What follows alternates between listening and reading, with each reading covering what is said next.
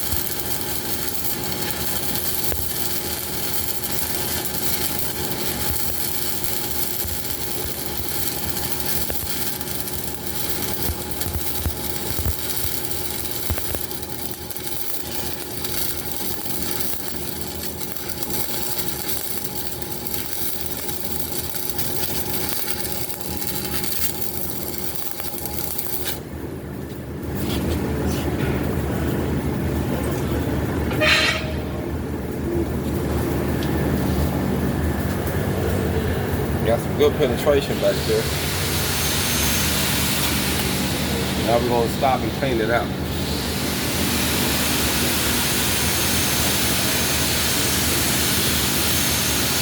You're gonna do what I call a boat ramp.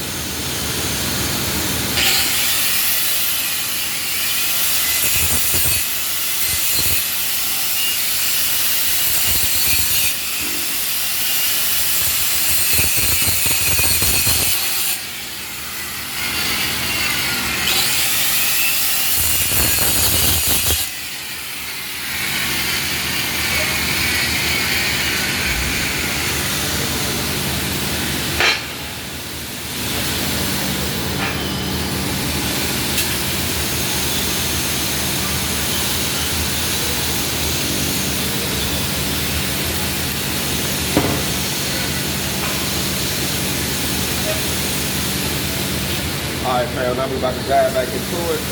I love to start about a half-inch down from where I stopped at, get my bead going, get it hot, and transitioning back into the weld.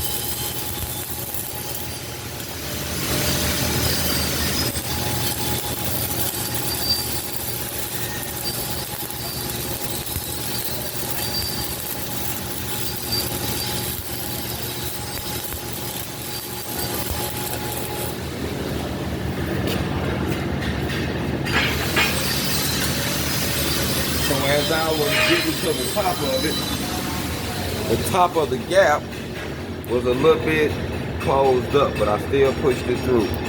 That's the main thing. We got the back gouge, the back of it, grind the back of it out.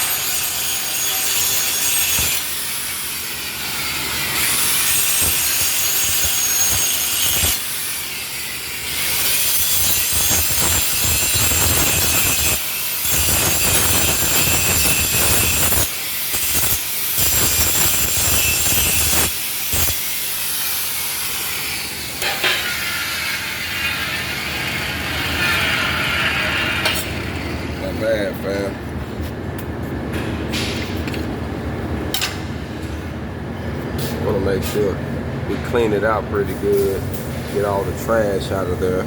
Now this is a demo, so we don't have to go extreme on it, but we want to make sure y'all get the concept of making sure it's clean. Cleanliness is next to godliness, family.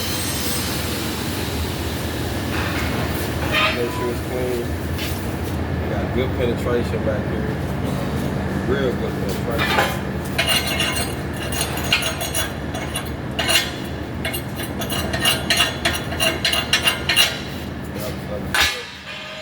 Real good penetration.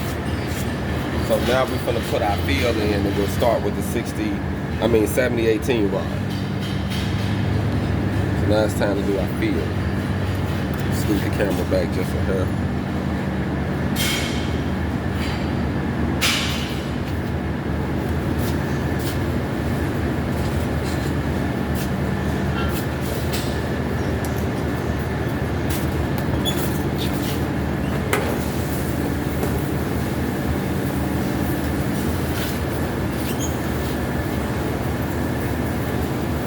I should be able to use 2 rods doing this because I got the slow. I'm gonna be doing a slight weave, making sure I build this up some.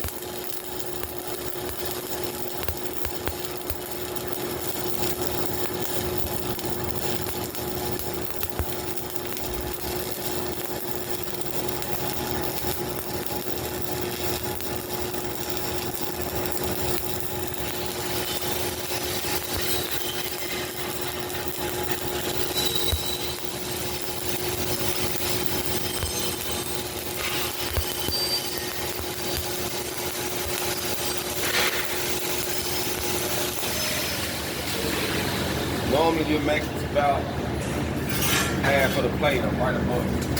If you're running it right. You should make it right above.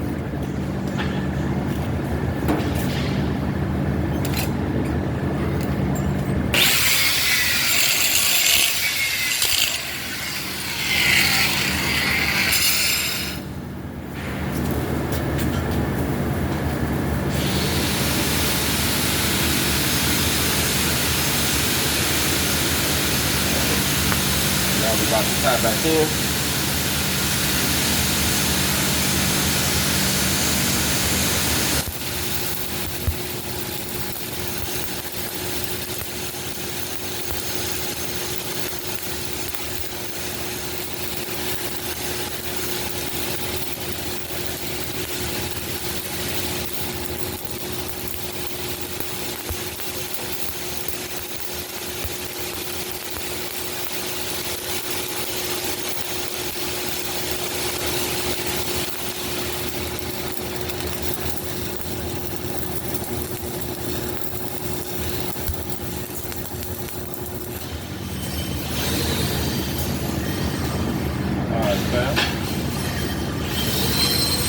So normally you always want to make sure you let the slag cool down.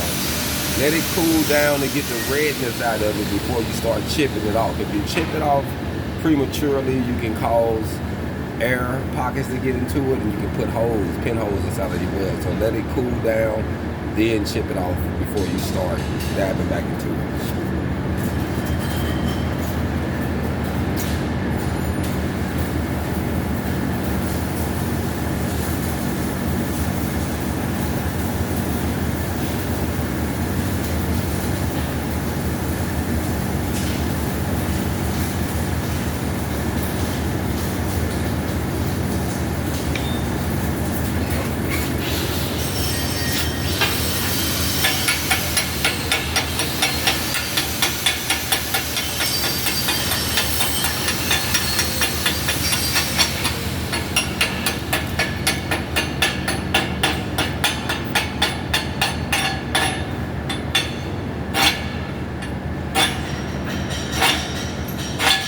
Now with this actual test, you can use the grinder and wire brush, and I would recommend you do that.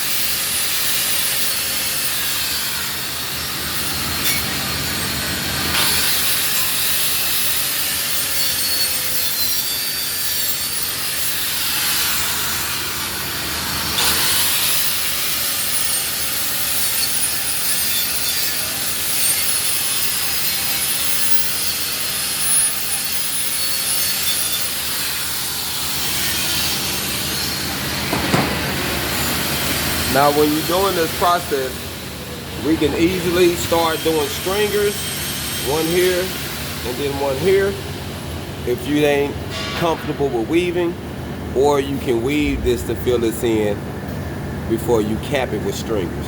It's all based on you. If you're comfortable. If you don't feel comfortable, you can run 2 stringers here, tie them in, and then you can start capping it. For the sake of time, I'm gonna take my time and fill it in with a weave.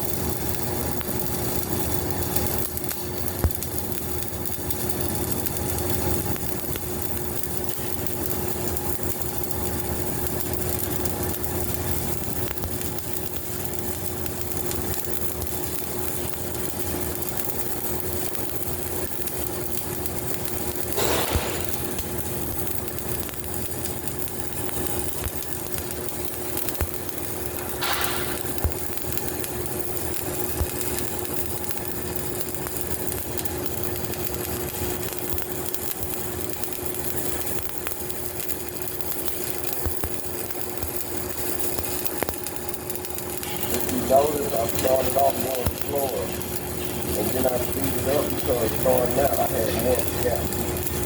As I'm coming up the space, it's starting to fill in pretty good. So I didn't have to stay in one spot too long. But I wanted to make sure I hesitated at the bottom, so that when I tie this back in, I know I feel the place.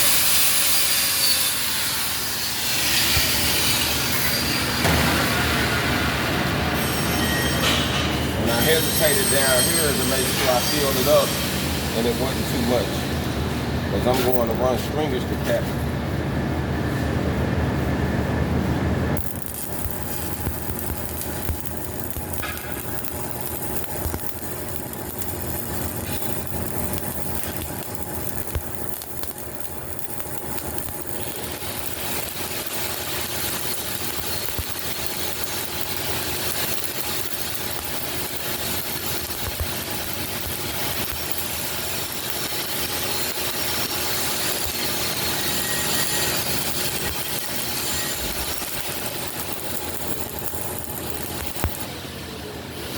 So always start on your backing strip and finish on your back.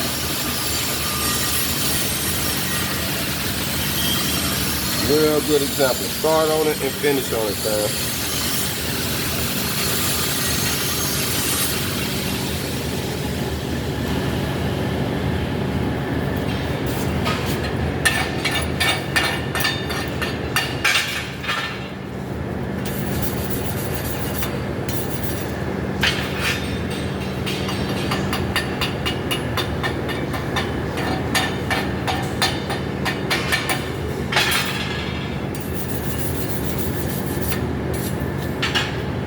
fam, I got it filled up.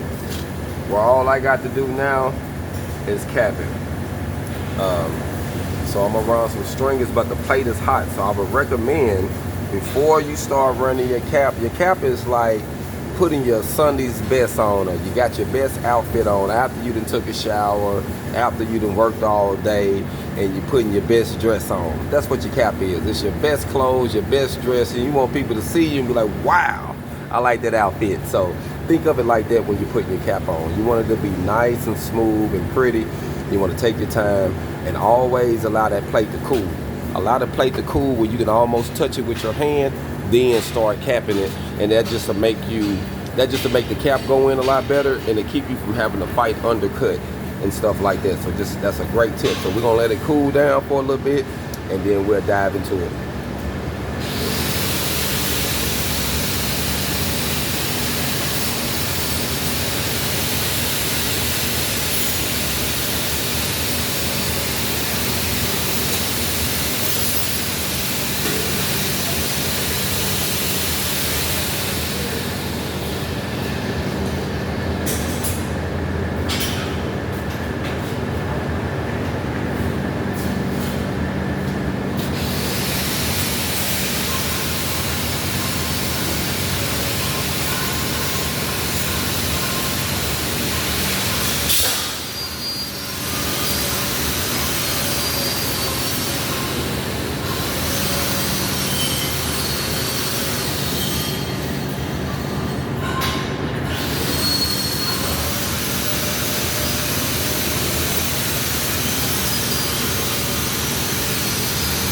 So I just want to say, if you are taking a test and you are a student, think of the test as just another walk in the park. It's just another day.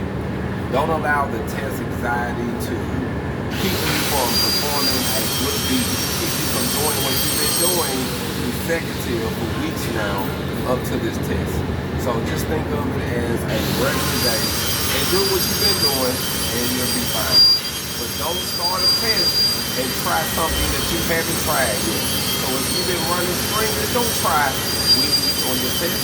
You know what I mean? So do what you are comfortable with, do what you know it works, and don't skip any steps. You got 1, 2, 3, make sure you do that. You don't want to do 1 and 3 and miss 2. You got to make sure you keep all your steps in line, and I promise you're going to be okay in test day comes. Let's dive into this, fam. This is just a demonstration to give some people some confidence on how you do the test, on what you need to do, and just a couple of tips. And if you have anything you need to ask me about, any videos I might need to do to help you learn this trade, most definitely inbox me, leave a message, and let me know. We are in Fort Smith, Arkansas at American Welding Laboratory. If you are middle school, high school, and you're thinking about starting a welding career, this is a private welding school.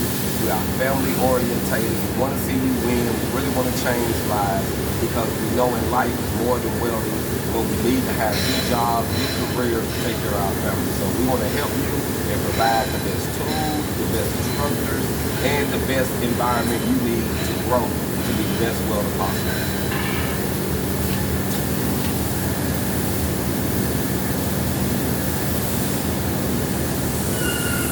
So now let's dive in and do our last. And like I say, with this one, we're gonna run stringers, man. String is always safe, and we want to start on it.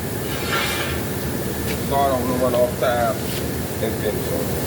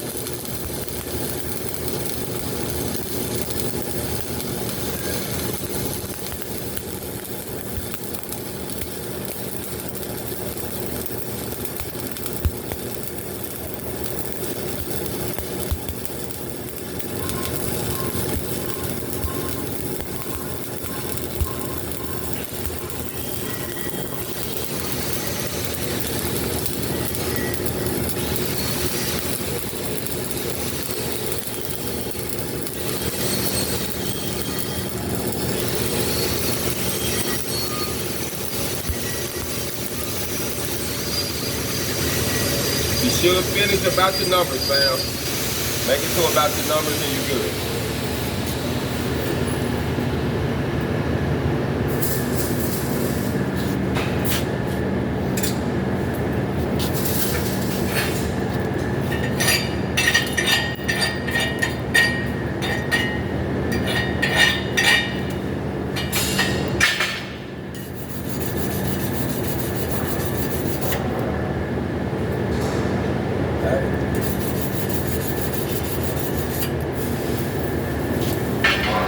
Bad at all, fam. Wasn't bad at all. So now we finna dive and put our next stringer in there.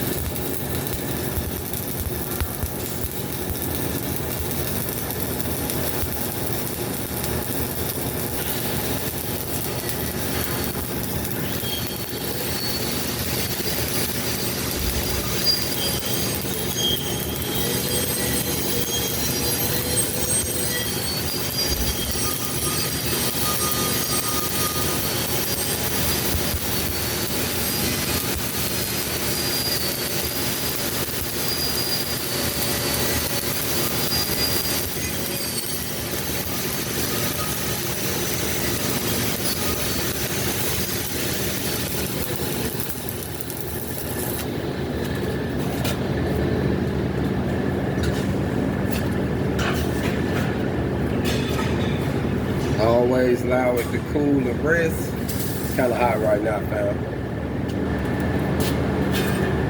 So this is a demo of a 3G 3/8 plate open root. Now we will be back down to the grind out the bed, the back of it, to weld it up to make it one complete joint. But all we're going to do is just do the process to give you an idea.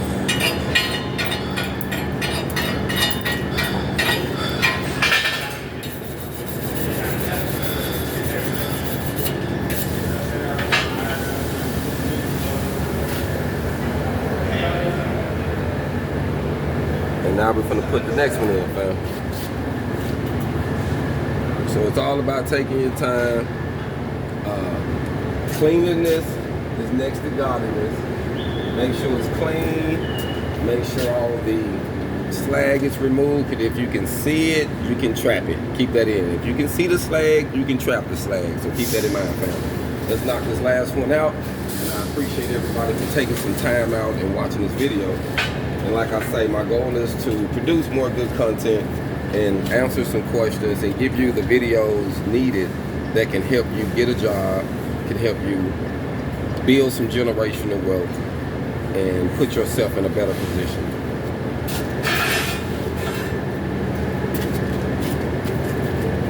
Now, I want to say this real quick. The edge of this weld here on this side and on the other side, that is called the toe. Right here in the center of it, that's called the throat. You want to make sure you focus your rod on the toe of your previous weld. Make sure you aim it right there and you'll tie in and you'll split that existing weld. That's what you want to do. Aim it at the toe and not the throat, fam.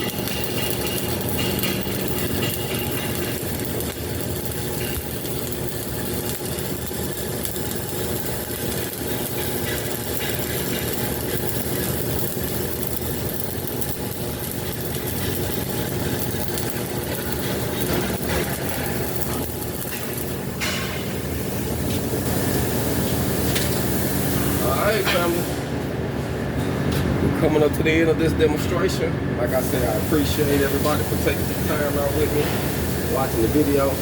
Make sure you leave some comments, share, like the channel, subscribe. I'm on all platforms. Your welding coach. TikTok, Instagram, LinkedIn, Facebook, YouTube. All platforms.